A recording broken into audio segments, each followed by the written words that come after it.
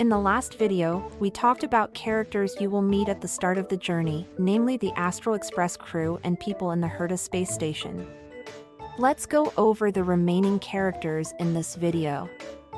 After handling the mess at the space station, the Trailblazer set out with the Astral Express and landed on a planet known as Eurilo 6. Eurilo 6 was a planet covered in everlasting winter since the start of the Eternal Freeze. Belobog was the only surviving fortress amidst the snowstorm. The surface of Belobog is called the Overworld.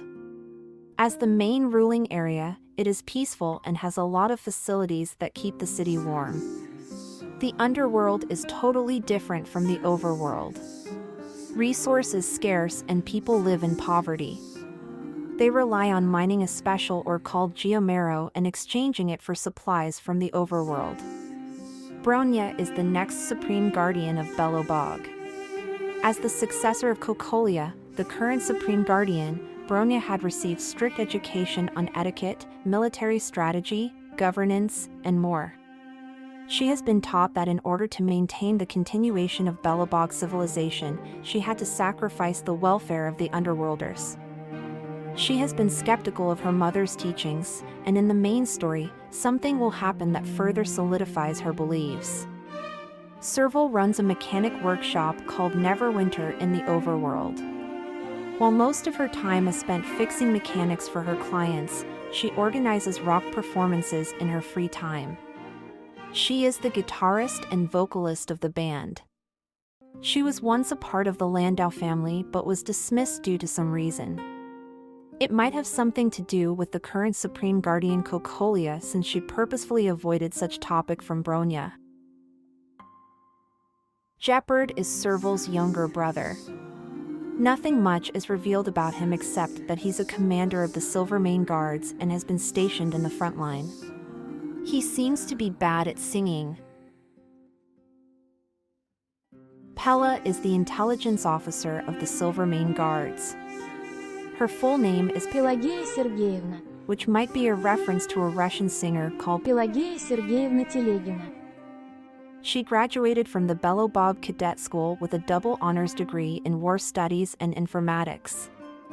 Pela is also the drummer of Serval's band. She made up an excuse for joining the band when asked by Kokolia, saying she joined the prehistoric Belobog music studies. She seems to have a fanfic writing hobby off work. Her phone case is referencing the 4 husbandos in Tears of Themis, Mihoyo's dating sim.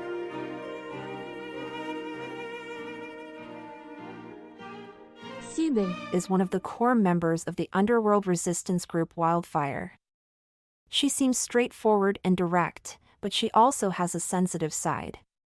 She has a nickname, Бабочка, which means butterfly in Russian. Natasha runs a clinic and is the only doctor in the underworld. Nothing is known so far about her background.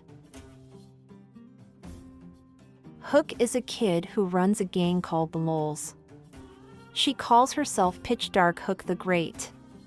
While the gang tried to be intimidating, their recruitment poster seems rather unconvincing. Sampo Koski is a mysterious fellow going on with his merchant smuggler business. He loves money and is the type to scam others for it. In fact, there is a group called the Dark Blue Scam Victims Association comprised of people Sampo scammed. He knows of a secret passage to the overworld. He can also impersonate the Silvermane Guards. As to how well his impersonation is, we have to see when the game comes out. The last character we will meet in Belobog is Clara, a shy girl accompanied by a giant robot. She lost her family when she was small. She somehow reactivated a robot from the past civilization called Spheric. When asked what she wanted, Clara replied wanting a family. Spheric stayed by her side since then. The next destination of the Astral Express is Xianzhou Luofu. Xianzhou is a fleet of 6 flagships of the Xianzhou Alliance, while the Luofu is the name of one of its ships. Xian means immortal, celestial, or heavenly. Zhou is a literary expression of a boat. Xianzhou hence means the celestial ship, which fits the ancient Chinese concept of soaring the skies. 罗 Means to capture and to collect. 浮 Means to float, or is an adjective meaning superficial, temporary, hollow, or empty. 罗浮 Might mean to capture something that is superficial, which is immortality. Luofu has another reference in Taoism. The word appears in a scripture called 云集七千 written in the Song dynasty. The scripture describes a place called Luofu, which is number 7 of the 10 Taoism fairylands. The Adaptized Mountains in Ginchen Impact is a good description of these fairylands. They are places that Taoist celestials, called Xian, live and is usually located in high mountains. Xian usually refers to people with exceptional moral standards and talent. They ascend to Xianhood through years of training and gain immortality. Luofu in this sense could mean a place for the immortals, which corresponds to how the Xianzhou natives are immortal. You met Tingyun when first aboard the ship. Tingyun is a Fuxuan girl working as the head representative of the merchant guild Whistling Flames. Ting means to stop, halt or stay. Yun means clouds. The word Tingyun also comes from an ancient Chinese poem called The Lingering Clouds, written by a famous poet called 陶渊明 The poem has a sentence. 皑皑庭云蒙蒙时雨 Tingyun hence means lingering clouds, which sounds quite poetic. She is the main contributor to Xianzhou's popular trade fairs. Her motto is to avoid conflict when possible and to persuade those who can be persuaded. She has a meticulous tail care routine.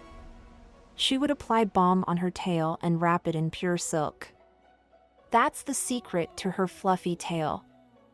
Jing Yuan Is the Cloud Knight's general of the Luofu with years of battle experience. He believes that prevention is better than cure and devotes most of his time in routine affairs.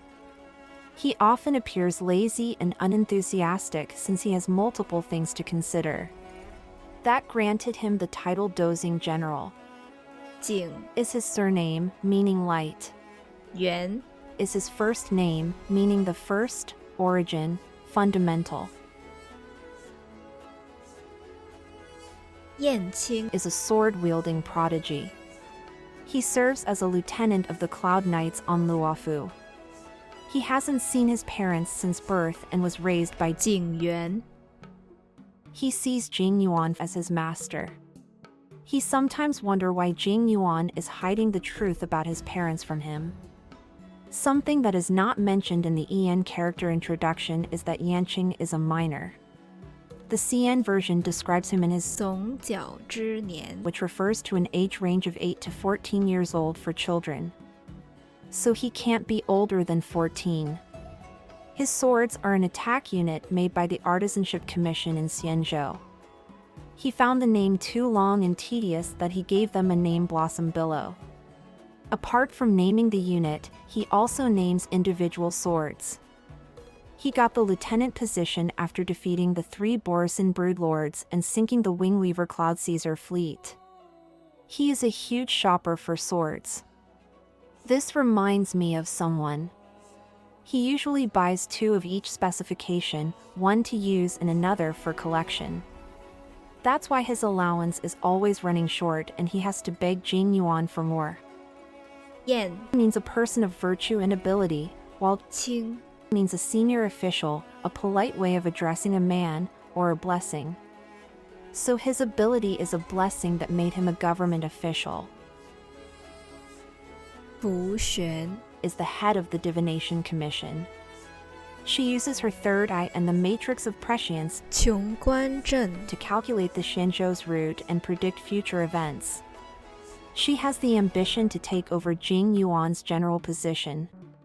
The matrix's name reminds me of a Chinese literature novel called 封神演义 It has a fictional religion with 10 famous types of magic.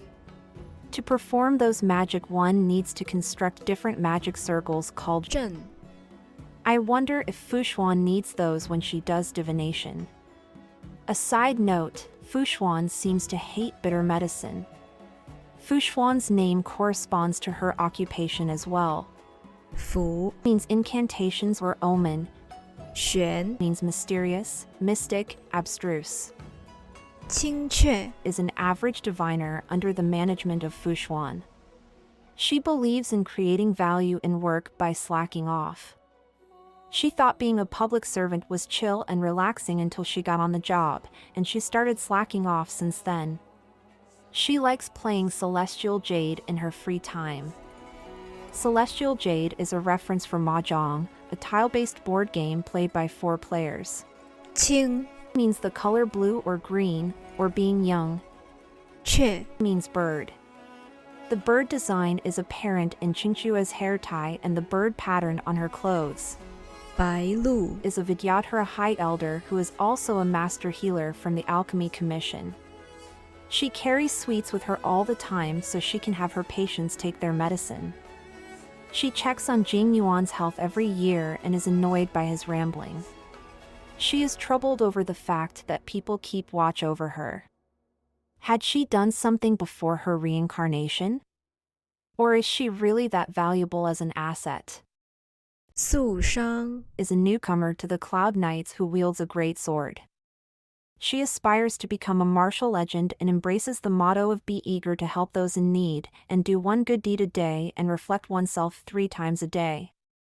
She has the exact same design from 李素商 in Honkai Impact 3rd, but she seems more clumsy in this universe. Luocha Is a handsome foreign trader from the Intergalactic Merchant Guild who carries a coffin. The coffin didn't belong to him. He was entrusted by someone to take a body back to Luofu, meaning that he's carrying the body in his coffin. Nothing is known about the body and his story.